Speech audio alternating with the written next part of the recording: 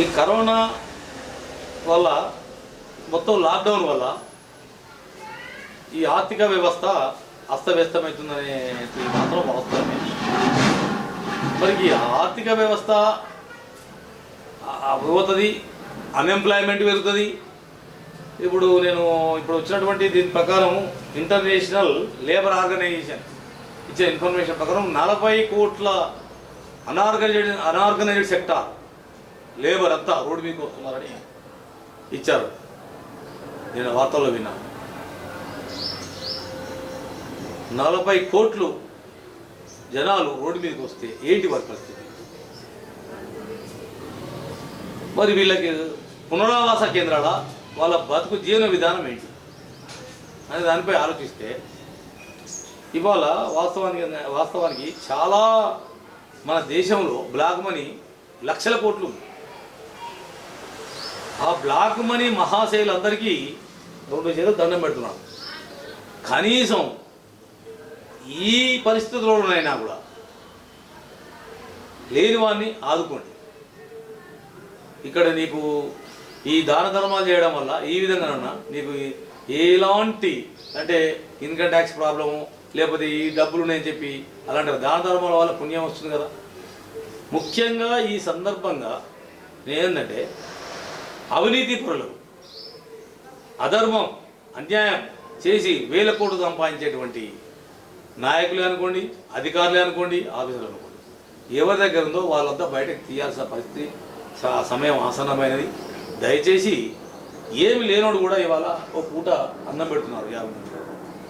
ఇప్పుడు నేను కూడా గత 15 సంవత్సరాల నుంచి నా జీతంలో 10% పక్క పెట్టి చెప్పుకోవడం గొప్పతనం కాదు, దాన ధర్మాలని బడికి గుడికి అనాథ పిల్లలకు చేశాం. ఇప్పుడు కూడా నాకు ఉన్నంతలో ఏందో 10% పక్క పెట్టి నాకు తెలిసిన నేను చెప్తాను. ఆ విధంగా ప్రతి ఒక్క భారతీయుడు ఇప్పుడు మామూలుడు కూడా చేస్తున్నారు, ఎంతోమంది చూస్తున్నాం. కాబట్టి మొన్న యూట్యూబ్లో చూశాను, అందరూ విరాళాలు ఇస్తున్నారు. నాయకులారా, బడా వ్యాపారవేత్తలారా, బడా ఇది కార్పొరేట్ వాళ్ళు ఇప్పుడు టాటా బిర్లా వాళ్ళు ఇస్తున్నారు. 1500 కోట్లు ఇచ్చారు టాటా. మన భరతమాత ముద్దు బిడ్డ అని చెప్పారు. మరి మన నాయకులు ఎందుకు ముందుకు వస్తలేరు? కరెక్టే కదా వాళ్ళు అనేది. అది మీకు ఇప్పటికైనా సిగ్గు శరం ఉంటే, సీమునెత్తరు ఉంటే మీరు కళ్ళు తెరవండి అని యూట్యూబ్లో వచ్చింది మనం చూశాను. మరి నిజంగానే సిగ్గు శరము సీమునెత్తరు ఉంటే అంటే ఇక్కడ ఏంటంటే వాళ్ళ అన్నా నేనన్నా కూడా ఎవరైతే అవినీతి పరులు ఉన్నారో, ఎవరైతే బ్లాక్ మనీ ఉన్నారో, ఎవరైతే ఈ అధర్మంగా సంపాదించిన సొమ్ముందో వాళ్ళకు మాత్రమే వర్తిస్తుంది. వాళ్ళే కళ్ళు తెరవాలి. ఏం కట్టుకపోతా పోయినాడు మన ఎంబడి ఏం 1000 కోట్లు వస్తాయా, 1,00,000 కోట్లు వస్తాయా, బిల్డింగ్లు వస్తాయా, ఏం రావు కదా. కాబట్టి కళ్ళు తెరిచి ఇప్పటికైనా ఆ లేని వాళ్ళు ఆదుకోండి. అది మీ పిల్లలకు, మీ ఫ్యామిలీకి, మీ కుటుంబ సభ్యులకు, మీ తరతరాలకు దాని యొక్క పుణ్యం ఎక్కడికి పోదు. మనది వేదభూమి, మన భరతఖండమే వేదభూమి. అది ఎక్కడికి పోదు. అది ఒకవేళ ఇప్పుడు కూడా పిసినారతనం చేసి ఇంకా మూల పెట్టారనుకో, ఆ కరోనా మహాతల్లి వచ్చి మిమ్మల్ని పీడించి మొత్తం మీ వంశాన్ని నాశనం చేస్తారు. ఇక శాపం అనుకోండి, ఏమన్నా ఇప్పటి కూడా కళ్ళు తెరవకూడదు. ఆ కరోనా మహాతల్లి కంపల్సరీ మిమ్మల్ని ఆవహిస్తుంది. ఇప్పుడు అది చూపిస్తుంది, డబ్బులు ఉన్నోడు లేనోడు అంత సమానమైన చూపిస్తుంది. ఇప్పుడు నీకు 8,000 కోట్లు ఉంటుంది, నువ్వు ఇంటికి వెళ్ళి బయటకు పోలేవు, ఎంజాయ్ చేయలేవు, అన్ని బంధు, ఎక్కడ పోయి విహరించలేవు, ఏమి ఎంజాయ్ చేయలేవు. అలాంటప్పుడు ఎందుకు ఆ పనికి మాలిన ఆ సొమ్ము అంతా పనికి మాలిన అంతే ఎందుకు? మనిషికి ఏం కావాలి? కూడు గుడ్డ నీడ అంతే కదా. తినడానికి ఇంత తిండి, ఉండడానికి ఇంత ఇల్లు, కట్టుకోవడానికి బట్ట, ఇవి మినిమం నీడ్స్. మిగతా అన్నీ లగ్జరీసే, మిగతా అన్నీ నాట్ నెసెసరీస్.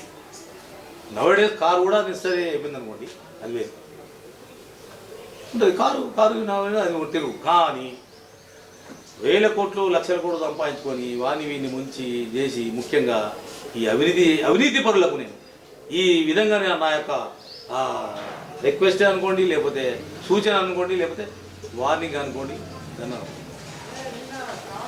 అవి ముఖ్యంగా అవినీతి పరులు మాత్రం ఇప్పటికైనా కళ్ళు తెరవండి దయచేసి. ఇప్పుడు లేబర్ ఎంతోమంది, చాలామంది తిండికి కూడుకు ఇబ్బంది పడుతున్నారు, కూటి కోసం. సరే, ప్రభుత్వాల విధానం ఏదన్నా ఇప్పుడు ప్రభుత్వం కూడా ఈ సెంట్రల్ గవర్నమెంట్ కానీ స్టేట్ గవర్నమెంట్ మన కేసీఆర్ గారు ఏమన్నారు, ఇంటి అద్దె కట్టకండి అన్నారు.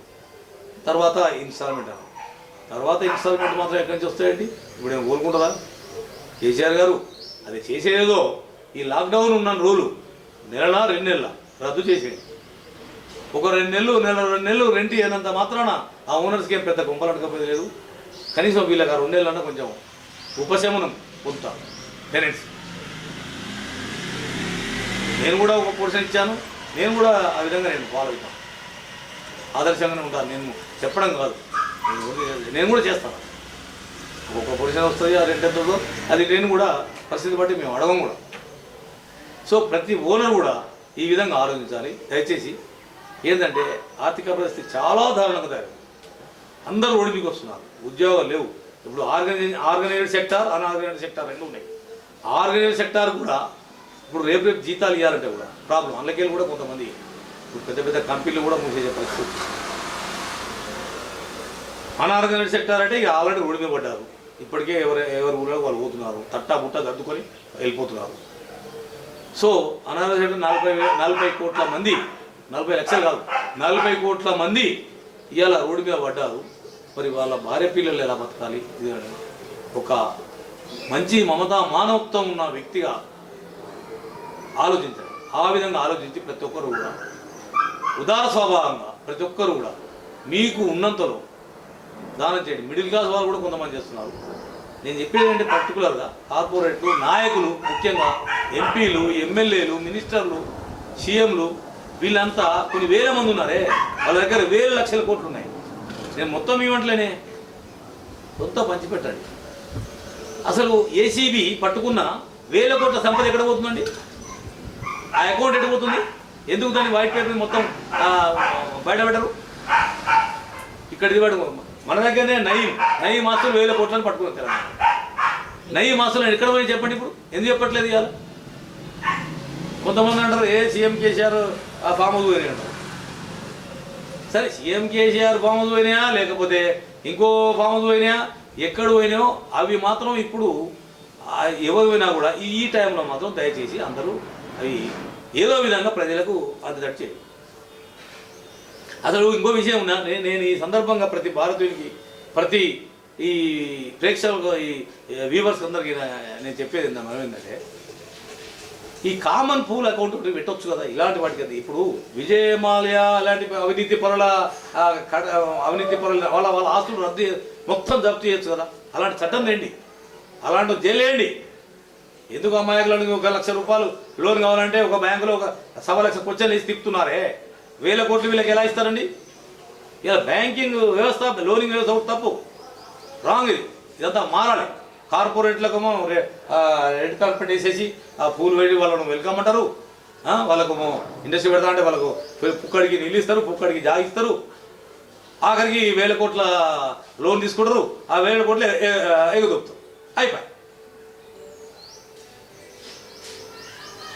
అలా ఉంటుంది. అయితే ఎప్పుడు కూడా ప్రతి మనిషి ఇప్పుడు ఇలాంటి అవినీతి పరుల చిట్టా ఉన్నది, ఆల్రెడీ బ్లాక్ మనీ ఎంత ఉన్నది.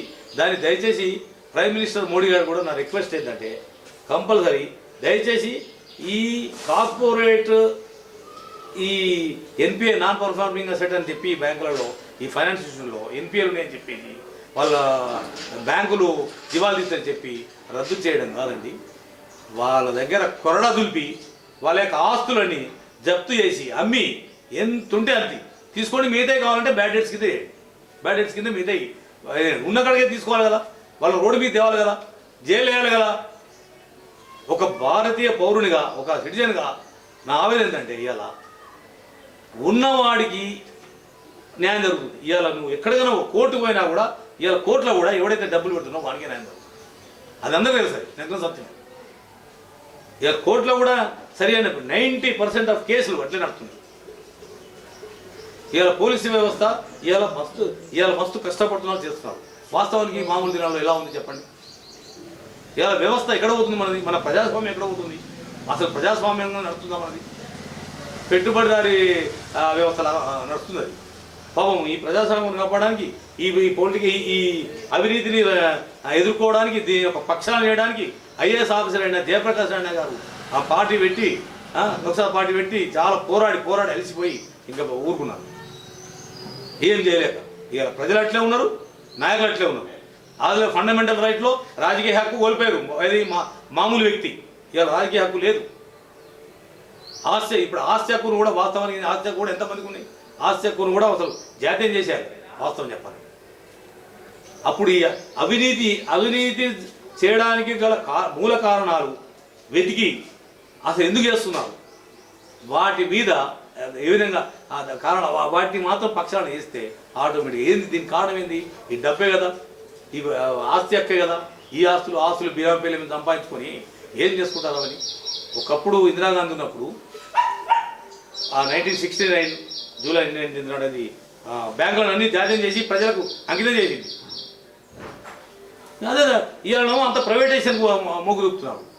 ప్రైవేట్ పెట్టుబడిదారులకు రెడ్ కార్పెట్ వేసి వాళ్ళకు చేస్తున్నారు. ప్రభుత్వాలన్నీ చాలా ఇంపార్టెన్స్ ఇస్తున్నాయి. ఎంతవరకు కరెక్ట్ ఇది? ప్రజాస్వామ్య దేశం కరెక్టేనా చేసేది? మళ్ళీ ప్రపంచంలోకి వెళ్ళి అతిపెద్ద ప్రజాస్వామ్యం అని చెప్పుకుంటాం మనం. సో సరే, వాట్ ఎవర్ ఇస్ హ్యాపెండ్ జరిగింది. ఇది అందుకే అంటున్నా, ఈ కరోనా మహాతల్లి ఎందుకు వచ్చిందో వాస్తవానికి అందరి అలా కులము లేదు, మతము లేదు, చిన్న లేదు, పెద్ద లేదు, ధనిక లేదు, పేద లేదు, అందరికీ సమానంగా ఎవ్వడు కూడా బయటకు కూడా కంట్రోల్ చేసింది. ఇప్పుడైనా ఈ వాస్తవ జీవితం అనేది ఏంది వాస్తవానికి ఆలోచించాలి. ఇప్పుడైనా కూడా ప్రతి ఒక్క మనిషి గట్టిగా ఆలోచించి మీకున్నంతలో దయా హృదయంతో కొంతవరకు ఆదుకుంటేనే మరి యొక్క జనాలు ఈ పొంగ ఎంతమంది మిగులుతో తెలియదు. వాస్తవానికి ఇది మన బ్రహ్మంగారు చెప్పినటువంటి చరిత్ర ప్రకారం నడుస్తుంది. 2020 స్టార్ట్ అయిందంటే 2200 ఇంతకుముందు కూడా చెప్పాను. 2200 అంటే ఈ 80 ఏళ్ళ 90% ఆఫ్ అందరూ చనిపోతారని అంచనాది నా అభిప్రాయం. పోతారు కూడా.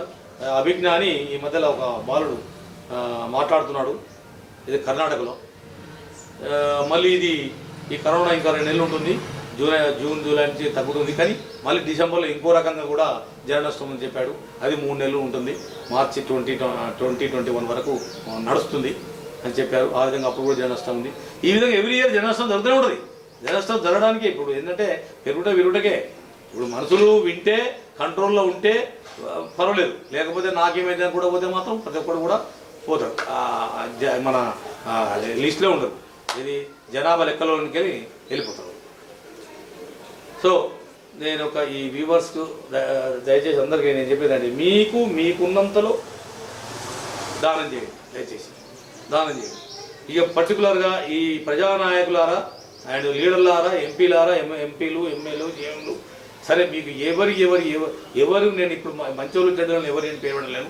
ఎవరైతే అవినీతిగా అధర్మంగా అందరినీ ముంచి సంపాదించారో వాళ్ళు ఇప్పుడైనా కళ్ళు తెరిచి కనీసం మీ చుట్టుపక్కల ఉన్న వాళ్ళకు మీకు తెలిసిన మంచి దాన ధర్మాలు చేసి ఈ యొక్క ప్రభుత్వాన్ని ప్రజలను ఆదుకోవాల్సిన బాధ్యత మీ చేతిలో ఉంది. మామూలు జనాలు ఎవరేం చేయరు, మిడిల్ క్లాస్ వాళ్ళు మీ చేతిలో. ఇప్పుడు వాస్తవం చెప్పాలంటే లక్షల కోట్లు బ్లాక్ మనీ ఉంది. తీసి పెట్టండి. పెట్టి ఈ యొక్క ఆర్థిక వ్యవస్థ అస్తవ్యస్తం ఉంది కాబట్టి ఇప్పుడన్నా సహృదయంతో చేసి ఆదుకుంటారని నేను ఆశిస్తూ నాకు ఈ యొక్క అవకాశం ఇచ్చిన ఇండియన్ మీడియా వారికి నమస్కారం. ఇప్పుడు రాష్ట్ర భవిష్యత్తు, దేశ భవిష్యత్తుకు డోకా ఒక విధంగా చెప్పాలంటే ప్రపంచంలోకి వెళ్ళా మన భారతదేశమే ఏమనుకోవాలి. ఎక్కడికి పోదు, మన దేశం మనకే ఉంటుంది. కాకపోతే ఆర్థిక వ్యవస్థ అస్తవ్యస్తం అవుతుంది, అందులో డౌట్ లేదు. ఆర్థిక వ్యవస్థ అస్తవ్యస్తం అవుతుంది. అయితే ఇప్పుడు కాలానుగుణంగా అన్నీ ఒక తీరు ఉండవు కదా. వచ్చేటి రాకమానం, పోయేటి పోగమనం, సచరుడు వస్తాడు, పోయేటోడు పోతే ఉండే, పుట్టడు పోతున్నాడు. కాకపోతే ఇప్పుడు ఈ మెయిన్ ఏంటంటే ఈ లేబరు మెయిన్ ఏంటంటే అణగారిన వర్గాలకు మాత్రం చాలా ఇబ్బంది అవుతుంది. ఈ అనార్గనైజ్డ్ సెక్టార్, ఈ ఇంటర్నేషనల్ లేబర్ ఆర్గనైజేషన్ ILO ప్రకారం, అది చెప్పిన ప్రకారం 40 కోట్ల మంది ఉపాధి కోల్పోయి రోడ్డు మీకు వస్తుందని చెప్పారు. సరే ఉపాధి కోల్పోయారు. ఏ ఉపాధి కోల్పోయారు? ఇప్పుడు ఫర్ ఎగ్జాంపుల్ మన హైదరాబాద్లోనే ఎంతోమంది బిల్డర్స్, ఎన్నో బిల్డింగ్స్, ఇప్పుడు మన 80 దగ్గర 2,000 మంది లేబరు ఊళ్ళలో కూడా తయారు. అట్లా మన దగ్గరనే దాదాపు నాకు తెలిసి మన స్టేట్లో ఒక లక్షల మంది ఈ అనార్గనైజ్ సెక్టార్ నుంచి ఎవరు ఊళ్ళకు వాళ్ళు తరలిపోతున్నారు. ఇప్పుడు అభివృద్ధి అనేది కుంటుపడుతుంది. ఇది రియల్ ఎస్టేట్ అనుకో, అండ్ ఈ ఇండస్ట్రీస్ రంగం ఇది. కానీ వీళ్ళు ఊళ్ళలోకి పోతారు. ఊళ్ళలోకి పోయి ఇక్కడ ఉపాధి కోల్పోయారు. ఊళ్ళలో పోయినాక ఏదో ఒక పని చేసుకోవాలి కదా, ఏదో ఒక పని అయితే చేసుకోవాలి కదా. సరే ఇక్కడ ఉన్నంత ఇక్కడ డైలీ 1000 ఇచ్చారా, ఆ యొక్క వాళ్ళకి స్కిల్ లేబర్ని బట్టి 500 ఇచ్చారా, 1000 ఇచ్చారా, 2000 ఇచ్చారా, అంత రాదు. అక్కడ వాళ్ళకు వచ్చే విధంగా వాళ్ళకు మళ్ళీ వీళ్ళంతా ఏం చేస్తారంటే ఆఖరికి 200 ఇస్తా మా అన్న ఒక వాళ్ళకు ఉన్న 1 ఎకరమో 2 ఎకరాలు దున్నుకొని ఉన్నంతలో బతకడానికి ప్రయత్నిస్తారు. అది బాధ్యత, అది అవసరం కూడా. అది ఒక్కది. మీరు అన్నట్టు ఆర్థిక వ్యవస్థ కుంటుపడుతుంది, ఆర్థిక వ్యవస్థ డౌన్ అవుతుంది. ఆర్థిక వ్యవస్థ మళ్ళీ కోలుకోవడానికి మళ్ళీ ఒక 5 ఏళ్ళు పడవచ్చు, 10 ఏళ్ళు పడవచ్చు. అది డెవలప్మెంట్ అనేది అయిపోద్ది. అది కానీ మరి యొక్క కరోనా వల్ల ఆర్థిక వ్యవస్థ కూలిపోతే మళ్ళీ మనం రివైవ్ చేసుకోవచ్చు. కానీ ప్రాణవతి తిరిగి తీసుకురావాలని మన కేసీఆర్ గారు, మన ముఖ్యమంత్రి గౌరవనీయులు చెప్పారు మనకు ముఖ్యమంత్రి గారు. మరి ప్రాణం అయితే ముఖ్యమే కదా. ఇప్పుడు ఎవరి బతుకుంటే ప్రసాదం తినొచ్చన్నట్టు బతుకు దేవుడు ఏ విధంగా బతికిన బయటపడదాలు ఏమో ఈ కోట్లు, ఈ బంగ్లాలు, ఈ పైసలు అక్కర్లేదని కాడికి వచ్చిరు జనాలు. ప్రతి ఒక్క మనిషికి కూడా ఏంటంటే ఈవెన్ ముసలోడికి కానీ చచ్చిపోతున్న ప్రాణానికి కూడా ఆఖరికి బతుకుంటే చాలు దేవుడా నన్ను బతికించు, నేను ఇక్కడి నుంచి నేను ఆఖరికి ఆకువాలం మీరైనా కూడా నేను కష్టపడి బతాను అనే ఆలోచనకు వస్తావు. నేను అందుకే అంటున్నా, ఈ కరోనా మహమ్మారి కాదు, కరోనా మహాతల్లి అంటున్నాను. ఇది ఒక అమ్మలగన్న అమ్మ, పెద్దమ్మ తల్లి లాంటిది. మనకు ఒక కళ్ళు తెరిపిస్తుంది. ప్రతి జీవికి ఇది కళ్ళు తెరిపిస్తుంది. ధనిక పేద మన కుల మతం లేకుండా అందరినీ సమానంగా చూస్తుంది సామ్యవాదంగా. సో మన పనులు మనం చేసుకుంటూ, అంటే మనం సోషల్ డిస్టెన్స్, ప్రభుత్వ సూచనలు, మేధావులు ఇచ్చినటువంటి సూచనలు పాటిస్తూ జీవన విధానం సాగించక తప్పని పరిస్థితి. ఇప్పుడు ప్రతి మనిషి ఇప్పుడు ఎడ్యుకేటెడ్ నుండి అన్ఎడ్యుకేటెడ్. మీరు అనేది ఏంటంటే అన్ఎడ్యుకేటెడ్ ఈ లేబర్కు ఫైనాన్షియల్ ప్రాబ్లం అయినా వాళ్ళకి వాస్తవానికి ఏదో ఒక పని చేస్తారు. వాళ్ళు ఏమి సిగ్గుపడరు, ఏదో పని చేసుకోవడం పడతారు. కానీ ఇప్పుడు ఏంటంటే ఎటు వచ్చిందంటే ఈ ఎడ్యుకేటెడ్స్ ఉన్నారు కదా, ఈ బీటెక్లు, ఎంటెక్లు, ఈటెక్లు, ఆ టెక్లు చేసి మంచి హై లెవెల్లో ఉన్నటువంటి ఎడ్యుకేషన్ వల్ల ఇప్పుడు ఈ కార్పొరేట్ ఉద్యోగస్తులు, ఐటీ ఉద్యోగస్తుల పరిస్థితి ఏంటి? ఏమంటే అంటే నెలకు 10 లక్షలు, 2 లక్షలు, 10 లక్షలు, 5 లక్షలు సంపాదించే పరిస్థితి ఏంటి? ఇప్పుడు వాళ్ళు ఎంతమంది ఉంచుతారు, ఎంతమంది తీసేస్తున్నారు? అమెరికాలోనే ఇప్పుడు దాదాపు 1 లక్షల మంది ఉద్యోగాలు పోయి రోడ్డు పడ్డారు. ఇలా ప్రపంచంలోకెల్లా అగ్రరాజ్యమైనటువంటి అమెరికానే అతలాకుతలమైపోతూ తల్లడిల్లుతుంది ఈ కరోనా వల్ల. అలాంటప్పుడు మన దేశం ఒక విధంగా చూస్తే వాళ్ళకంటే నయమే ఇంకా మన దేశం. ఎందుకంటే మీరు ముందు ఇంటర్వ్యూలో చెప్పాను, మన భూమి భారత భూమిలో మనది వేద భూమి అన్నాను. మనది బేసికల్గా ఏంటంటే ఒక హిందూ సాంప్రదాయ దేశము అండ్ వ్యవసాయ దేశము. ఇప్పటికైనా కూడా ఆ విధంగా మనం పోతే కొంతవరకు మనం ఇంకోటి రెసిస్టెన్స్ పవరు వాస్తవం చెప్పాలంటే విదేశీయుల కంటే మనకే ఎక్కువ ఉంటుంది. ఇప్పుడు ఈ కరోనా మహమ్మారి అనేది ఎవరిని అటాక్ చేస్తుంది? ఎవరైతే వీక్గా ఉన్నారో, రెసిస్టెన్స్ పవర్ లేరో, ఓల్డ్ ఏజ్ వాళ్ళు అండ్ పిల్లలు, వాళ్ళను అటాక్ చేసే అవకాశాలు ఎక్కువ ఉన్నాయని చెప్పి డాక్టర్లు చెప్తున్నారు. సో అలాంటి వాళ్ళు ఇంకొంత జాగ్రత్తగా ఉండాలి. వాళ్ళ ప్రభుత్వ సూచనల ప్రకారం ఈ వేడి నీళ్ళు కాచుకొని తాగుమంటున్నారు అండ్ మంచి ఫుడ్ తినమంటున్నారు, ఆరోగ్యం కాపాడుకుంటున్నారు. అది తప్పదు. ఇప్పుడు ఇన్ని రోజులు ఏంటంటే ఏదో అసలు ఒక విధంగా చెప్పాలంటే ఈ కరోనా వల్ల ఈ వైన్ షాపులను బంద్ అయినాయి. వైన్ షాపులు రోజుకు ఆ 3 పెగ్గులు తాగేటోళ్ళు ఒక్క పెగ్గు కూడా తాగుతలేరు. ఇప్పుడు వారానికి 3 సార్లు తాగేటోళ్ళు ఒక్కరోజు తాగుతున్నారు. అసలు అది కూడా లేదు ఇప్పుడు. ఈ కరోనా వల్ల ఈ యొక్క మద్యపాన నిషేధం అనేది అమలులోకి వచ్చి వస్తుంది స్లోగా, ఒక్కొక్కరు దీనివల్ల ఆరోగ్యంగా కూడా ఉంటున్నారు. మరి మామూలుగా అయితే ఉంటున్నారు కదా. ఇలా ఎగ్జాంపుల్ నేనే ఉన్నాను, నేను రిటైర్ అయ్యాను, రిటైర్ అయ్యి ఇంట్లో ఉంటున్నాను. ఎక్కడేం టైంపాస్ కాకపోతే ఒకసారి ఏం చేస్తాం, ఇంట్లో ఏమన్నా మందు ఉంటే మందు పెక్కేసుకొని పండుకున్న ఆలోచన ఉండేది. ఇప్పుడు అది లేదు కదా. ఇప్పుడు అది లేదు. మేము వారానికి ఒకసారో నెలకు 2 సార్లు 3 సార్లు మేము కూడా తీసుకునేది. ఇప్పుడు అది కూడా లేదు కదా. No friends, no gathering, no party, no. So దీనివల్ల ఏమవుతుంది, మన యొక్క ఆరోగ్యం కుదుటపడుతుంది, రెసిస్టెన్స్ పవర్ పెరుగుతుంది, అన్ని విధాలుగా కూడా బాగుంటుంది. సో ఇది ఈ విధంగా మనం కంట్రోల్ కావాలి తప్ప ఈ ఇంకా 2 నెలలు లాక్డౌన్ ఉంటుంది, 2 నెలలు ఉండొచ్చు, 3 నెలలు ఉండొచ్చు. ఇప్పుడు అభిజ్ఞాని ఇప్పుడు కర్ణాటకలో ఉన్నటువంటి ఒక బాలుడు 12 నెలల బాలుడు చెప్తున్నాడు. ఇది ఏంటంటే ఇప్పుడు ఈ నెల ఉంటుంది, నెక్స్ట్ మంత్ ఉంటుంది, జూన్ నుంచి తగ్గుముఖం పడుతుంది, జూలైలో కొంచెం అదైపోతే మళ్ళీ అప్పుడు కంట్రోల్ అవుతుందని చెప్పాడు. అంటే ఇక దీని ప్రకారం ఇంక 2 నెలలు ఉంటుందంటే కదా ఆయన చెప్పిన ప్రకారం. సరే మేమైతే పోతులూరి వీరబ్రహ్మేంద్ర స్వామి సినిమా చూసినప్పుడు కొన్ని విన్నాము. అప్పుడు ఆయన చరిత్ర దాని ప్రకారం జరుగుతున్నాయి ఇప్పుడు. సో ఏదైనా మన యొక్క మానవత, కుటుంబ విలువలు, ఈ సంబంధాలు, ఈ మానవ సంబంధాలు ఎలా ఉండాలనేది ఈ కరోనా వల్ల కొంత తెలియజేస్తుంది. కాబట్టి ప్రతి ఒక్కరు కూడా ఇంకోటి దీనివల్ల ఇప్పుడు ఈ ఏం లాభం, 1000 కోట్లు ఉన్నాయి, నేను పెద్ద కింగును, నేను రాజును, నేను పెద్ద పవర్ఫుల్ మినిస్టర్ను, నేను పైపు నాయకుడిని, పెద్ద గుండాగానే ఏదని చెప్పుకొని పెద్ద 10 మందిని వేసుకొని తిరుగుడు. ఇప్పుడు ఎవరు తిరుగుతున్నాడండి? ఇప్పుడు ఎవడైనా గాడికి కదా, ఉన్నోడికంతే లేనోడికంతే అందరూ ఇంట్లో అన్ని మూసుకొని కూర్చోవాల్సిందే కదా ప్రస్తుత పరిస్థితిలో. సో అందు గురించి ఒకటి ఆర్థిక వ్యవస్థ జరుగుతూనే ఉంటుంది. ఆర్థిక వ్యవస్థ ఎట్లాగో అస్తవ్యస్తం అవుతుంది. అది రివైవ్ అయినాడు అవుతుంది గ్యారంటీ. ఒక 10-20 సంవత్సరాలు మళ్ళీ వెనక్కి పోతున్నాం మనం, అందులో డౌట్ లేదు. ఈ డెవలప్మెంట్ అంతా అయిపోద్ది, ఈ యొక్క రియల్ ఎస్టేట్ కూడా పడిపోద్ది, అంత ట్రాన్సాక్షన్స్ ఉండవు. ఏదైనా ఇప్పుడు ఏంటంటే ఎవడన్నా ఇప్పుడు ప్రతి ఒక్క మనిషి కూడా ఏంటంటే డబ్బులు మాత్రం లక్షలు కోట్లు పెట్టుకుంటున్నారు. ఎన్ని రోజులు పెట్టుకుంటారు అది ఉన్నవాడు. సో అందుకనే ఈ సందర్భంగా నేను ఏంటంటే ప్రతి ఒక్క ఈ ముఖ్యంగా ఈ ధనవంతులకు, కార్పొరేట్లకు, ఇప్పుడు కొంతమంది ధనవంతులు కార్పొరేట్లు అయితే కొంతమంది ఈ విరాళాలు ప్రకటిస్తున్నారు, కోట్లు లక్షలు, ఎవరి స్తోమత వాళ్ళు.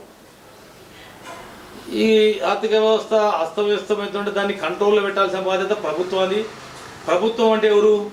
నాయకులే కదా. ఏమండి, ప్రభుత్వం అంటే నాయకులే కదా. మనం ప్రజల చేత ప్రజల కొరకు ఎన్నుకున్న నాయకులు, మంత్రులు, సీఎంలు, పిఎంలు వాళ్ళ చేతుల్లో ఉంది కదా. సో ప్రభుత్వం దగ్గర డబ్బులు, ఫైనాన్షియల్ ట్రబుల్ ఉన్నా కూడా ఈ సందర్భంలో చాలామంది దగ్గర బ్లాక్ మనీ ఉంది, అవినీతి సొమ్ము ఉంది. అవి తీయాల్సిన సమయం ఆసనమనేది అన్నీ బయట తీసి సహృదయంతో, మంచి మమతా మానవత్వంతో ఆలోచించి బయట, అంటే ఇప్పుడు ఏదో బయట పెట్టి నాకు ఎంత చెప్పకుండా కనీసం ఇప్పుడు ఏ ఇన్కమ్ ట్యాక్స్ ఎక్కడ వేసే వాళ్ళకి పట్టుబడదు. ఈ సందర్భంలో ఉన్నవాడు లేనివాడిని పెడితే ఒక ఇండైరెక్ట్గాను ఇప్పుడు నువ్వు చేసిన పాపాలన్నీ పక్షాలను వేసుకుంటుంది. ఇది ఒక అవకాశం ఇచ్చాడు భగవంతుడు. కరోనా మహాతల్లి అంటారు. అమ్మలగారిని అమ్మ, ముగ్గురు అమ్మల మూలపడం పెద్దమ్మ తల్లి. ఇప్పుడు అందరినీ కంట్రోల్ చేసే శక్తి దానికే ఉంది, పెద్దమ్మ తల్లి.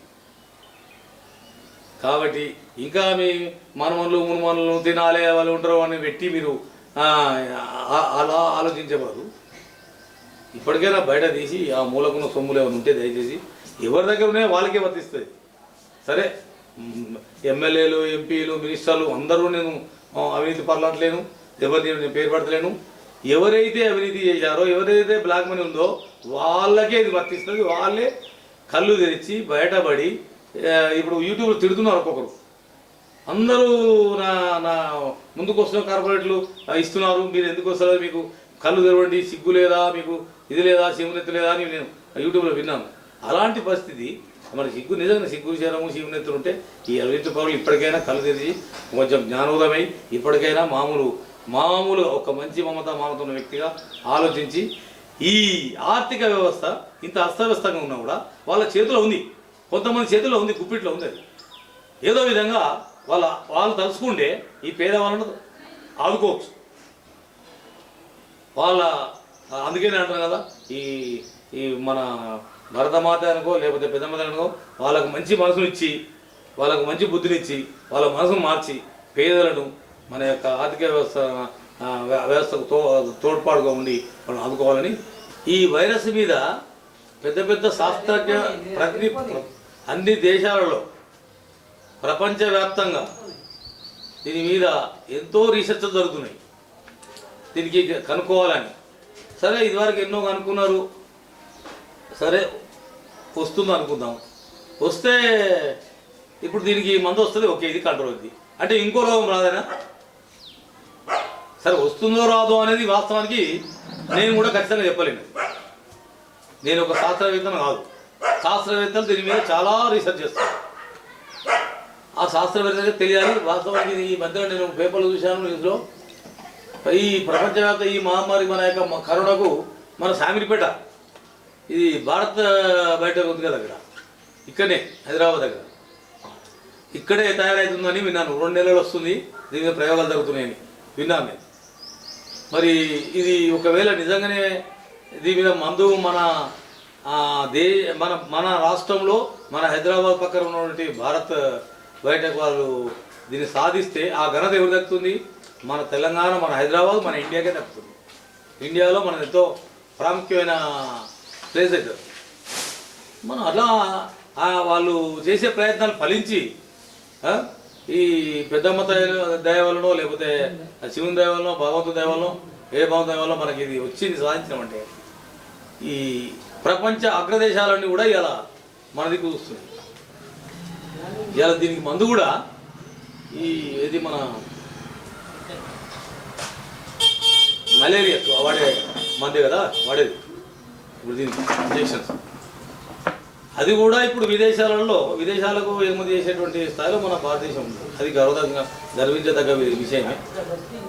కానీ మరి మనకు స్వతంత్రం వచ్చి ఇప్పుడు ఇన్ని 70 సంవత్సరాలు దాటిపోయినా మనం అయినా కూడా ఇప్పటికి కూడా ఈ మనకు ఔషధాలు ఉన్నటువంటి తోటలు ఉన్నాయి, మనకు మౌలిక వసతులు ఉన్నాయి, మనకు నేచురల్ రిసోర్సెస్ ఉన్నాయి, ఎన్నో రకాల చెట్లు వృక్షాలు, మన దగ్గర ఉన్నటువంటి ఇన్ఫ్రాస్ట్రక్చర్ విదేశాలు లెక్కలేదు. అయినా కూడా మనము ఇంకా విదేశాల మీద ఆధారపడవలసిన అవసరం ఉన్నదా? ఇంకా స్వయం శక్తి ఎన్నడూ మనం సాధించేది ఎంతో గొప్ప చెప్పుకుంటున్నాం మనం. ఈ ర్యాకెట్ ఆ ర్యాకెట్ ఇదే స్పేస్ పోయినామని చెప్పుకుంటున్నారే, ఇవన్నీ గొప్పలు చెప్పుకోవడమేనా? ఇప్పుడు అసలు విషయం బయటపడుతున్నారు. ఈ కరోనా వల్ల అసలు ఏ దేశం మీద ఏది ఆధారపడింది, ఏ దేశం స్వయం ప్రతిపత్తితో ఉంటుంది, అది కనీసం ఇప్పుడే కూడా మన శాస్త్రజ్ఞులు, మన మేధావులు మరి ఎంతవరకు దీన్ని మన సబలీకృతమైనది ఆలోచించి ఇక ముందు అయినా కూడా ఇప్పుడు చైనా మీద భయవారు ఏదో చైనా భయవారు అని అంటారు కదా, ఎందుకో ఒక దేశంగా ఆధారపడి ఉండాలి మనం. ఇంకా ఇప్పుడు మెడిసిన్స్ యొక్క రా మెటీరియల్కు ఇంకా ఇంతవరకు కూడా దీనివల్ల తెలిసింది నాకు ఇంతవరకు లేదు వాస్తవం చెప్పాలి. నేను సైన్స్ కాదు, నాది కామర్స్, నేను ఒక ఫైనాన్షియల్ ఆ రూట్లో వెళ్ళా కాబట్టి చెప్తున్నా. కానీ ఇప్పుడు అన్ని రకాలుగా వైద్యపరంగా ఈ మెడికల్ ప్రకారం స్వయం ప్రతిపత్తి ఎప్పుడు ఇంకా మనం సాధించేది. సో అందుకే చెప్తున్నానంటే ఇప్పుడు చిన్న చేపను పెద్ద చేప మిగినట్టు చిన్న కంట్రీకి పెద్ద కంట్రీ ఎప్పుడు కూడా ఆధిపత్యం చేస్తూనే ఉంటుంది. వాళ్ళకు లోబడి పనిచేయాల్సిందే ఏ ప్రభుత్వం అయినా. అలాంటి పరిస్థితి తెచ్చుకోకూడదు. మన భారతదేశం కూడా మరీ ఏం తక్కువ కాదు, అన్ని రంగాలలో కూడా అభివృద్ధి చెప్పుకున్నప్పుడు ఇలాంటి పరిస్థితుల్లో మనం ఒక దేశం మీద ఆధారపడి ఉండని పరిస్థితి తెచ్చుకోవాలి. ఇప్పటికైనా కూడా కళ్ళు తెరిచి మన మేధావులు, మన శాస్త్రజ్ఞులు దయచేసి వాళ్ళకి ఏంటంటే మీ ద్వారా మేము వినపోయిందంటే మెయిన్ ప్రతి మనిషికి కావాల్సింది ఏంటండి ఆరోగ్యము, తినడానికి తిండి, ఫుడ్ అంటే వ్యవసాయము, వ్యవసాయము, విద్యారంగము, వైద్యం, ఈ మూడు ముఖ్యమైన గవర్నమెంట్ కంట్రోల్లో పెట్టుకోవాలి. అసలు ప్రైవేట్ పరంగానికి పర్మిషన్ ఇవ్వకూడదు, ప్రైవేట్ పరంగా ఉండకూడదు. ఆటోమేటిక్గా అన్ని విధాలుగా మనం అభివృద్ధి చెందుతాం. ఈ మూడే మెయిన్ ముఖ్యమైన.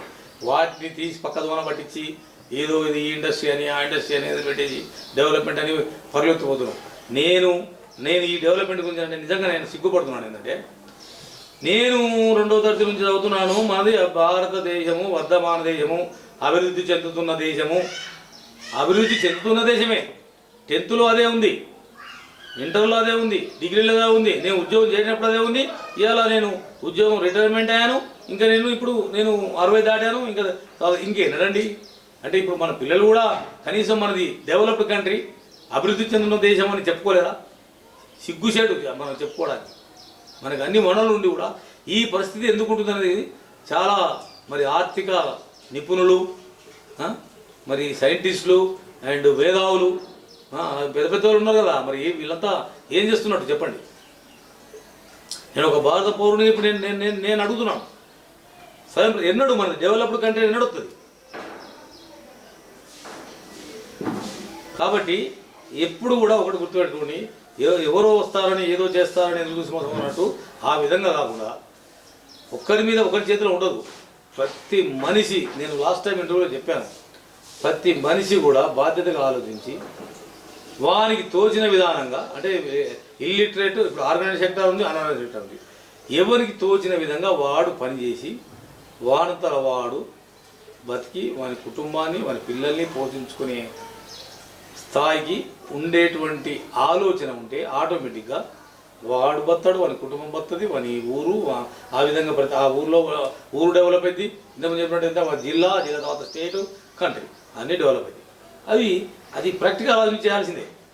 అంతేగాని ఆర్థిక వ్యవస్థ ఇప్పుడు 2 నెలలు పోతుంది, 3 నెలలు పోతుంది, పోని ఏమవుతుంది? ఎవరికి ఎఫెక్ట్ అయ్యేది? పెద్ద బిల్డింగ్లు కట్టేటోళ్ళకు ఇప్పుడు లేబర్ దొరకరు. ఈ లాక్డౌన్ వల్ల ఏమవుతుంది? ఇండస్ట్రీలు పోతున్నాయి, లేబర్ పోతుంది, అన్ఎంప్లాయ్మెంట్ అవుతుంది. అన్ఎంప్లాయ్మెంట్ విరుగుట చెప్పాను కదా, పోతుంది. మళ్ళీ కొంత కాలం అయినాక మళ్ళీ ఇప్పుడు ఈ లేబర్ ఊళ్ళో పోయిన లేబర్ ఏం చేస్తారు? మళ్ళీ ఊళ్ళో పోయి పని చేసుకోవాల్సింది ఏదో ఒకటి. మళ్ళీ అగ్రికల్చర్ ఉన్నంత ఎకరమో అర్ధ ఎకరం ఉంటే అది చేసుకుంటారు. అది కూడా మన మంచిలే కదా. కానీ ఆ విధంగా ఉన్న లేబర్ ఇప్పుడు వాస్తవం చెప్పాలంటే ప్రస్తుత పరిస్థితిలో ఇక్కడ వచ్చి ఈ రియల్ ఎస్టేట్ బిల్డింగ్ కానీ లేకపోతే ఇండస్ట్రీలో పనిచేసే వాళ్ళకు వీటికి వస్తే నెలకు 30,000 జీతం వస్తుంది, రోజు వీలు వస్తున్నాయి, 500 వస్తాయని చెప్పేసి ఇవాళ అగ్రికల్చర్ చేసేవానికి అక్కడ వ్యవసాయ కూలీలు దొరుకుతలేదు. పెట్టారు. వ్యవసాయం చేయాలంటే ఏడుపు వస్తుంది. వ్యవసాయం చేయాలంటే ఎవడు కూడా దాన్ని వదిలిపెడుతున్నారు. వ్యవసాయ రంగం అంతా కుంటుపడిపోతుంది. మళ్ళీ వ్యవసాయ రంగం పుంజుకుంటుంది. మళ్ళీ అదే ప్రాథమికంగా మళ్ళీ ప్రతి ఒక్కరికి ఈజీగా అందరికీ అర్థమయ్యేది అటువంటి పరిశ్రమ అదే వ్యవసాయ పరిశ్రమ. కాకపోతే ఏంటంటే మన వ్యవసాయ పరిశ్రమను కూడా బాగా భ్రష్టు వర్తించారు. ఈ దేశం నుంచి వచ్చే ఈ పెస్టిసైడ్స్, ఈ ఎరువులు ఇవన్నీ కూడా మనం ఆర్గానిక్గా పట్టుకొని మళ్ళీ ఆవులను పెంచి మళ్ళీ గేదెలను పెంచి మళ్ళీ వేసి వాటి పెండ ద్వారా మళ్ళీ ఒక ఆర్గానిక్గా చేసుకోవాలనే ఆలోచన ఈ విధంగా కలుగుతుందని నేను ఆశిస్తున్నాను. అది ఆలోచించి పెట్రోల్ పెడుతున్నాం. కానీ ఈ కొనటలు ఈ పెరగడానికి కారణం ఏంటంటే 100% నేను దీనిలో మాత్రం కన్ఫర్మ్గా చెప్తున్నాను, బ్లాక్ మనీ ఉన్న వాళ్ళు మాత్రమే. ఇప్పుడు కొన్న వాస్తవానికి ఇప్పుడు ప్రతి బిల్లులు ఎన్నెందుకు కొంటున్నారో ఏం చేస్తున్నారో ఆ బిల్లులు ఇప్పుడు కనుక ఆడిట్ చేస్తే కంపల్సరీ వాళ్ళ యొక్క ఆదాయం మించిన ఆస్తుల కింద ఇప్పుడు కూడా పట్టే అవకాశం ఉంది. రేపు ఇవ్వాలన్నా కూడా వాళ్ళు బయటపడతారు. ఎందుకంటే ఇది ఒక క్యాపిటలిస్ట్ అంటే ఇదొక స్టైల్ ఆఫ్ ఇన్వెస్ట్మెంట్. కోర్స్ బయట మనీ ఉన్నవాడు కొంటారు, ఎంతవరకు ఉంటారు వాళ్ళు, దర్ ఈజ్ లిమిట్. బయట ఉన్నవారు అంతకంటే ఎక్కువ ఉండలేదు. మన దగ్గర ఉన్న ఫర్ ఎగ్జాంపుల్ బ్యాంకులో 10 లక్షలు ఏమంటే 10 లక్షల వరకే ఉన్నవాళ్ళు ఆ బయట మనీ. కానీ కోట్లు రూపాయలు కొనలేరు కదా. మరి ఆ విధంగా కోట్లు మూలకు మునుగుతున్నాయి బ్లాక్ మనీ ఉంటారు. అందుకే ఇంతకుముందు ఒక దానిలో నేను చెప్పాను కదా, అయ్యా బ్లాక్ మనీ ఉన్న మహాశైలారా మీకు ఇప్పటికైనా కళ్ళు తెరవండి, కొంచెం మంచి మమతా మానవత్వంగా మారి చూపించి కొంచెం లేనుల్లో కొంచెం ఉదార స్వభావం దానం చేయండి, ఇప్పుడన్నా కొంచెం అందరిని ఆదుకోండి అని చెప్పాను కదా. పెరుగుతుంది, అది నేచురల్. ఆల్టర్నేటివ్ లేదంటే బంగారం ధర పెరగడంలో అతిశయోక్తి లేదండి, పెరుగుతుంది. ఓకే, ఏఎన్ఎన్ మీడియా ద్వారా నాకు నా యొక్క అభిప్రాయాలను ఈ యొక్క ఆర్థిక వ్యవస్థ మీద, ఈ జీవన శైలి మీద అండ్ కరోనా మీద నాకున్న అవగాహనతో మాట్లాడే అవకాశం కల్పించి నాకు నాతోటి ఇంత సమయం వెచ్చినందుకు ఏఎన్ఎన్ మీడియా వారికి, ముఖ్యంగా నరేష్ గారికి కృతజ్ఞతలు తెలియజేస్తున్నాను. సెలవు.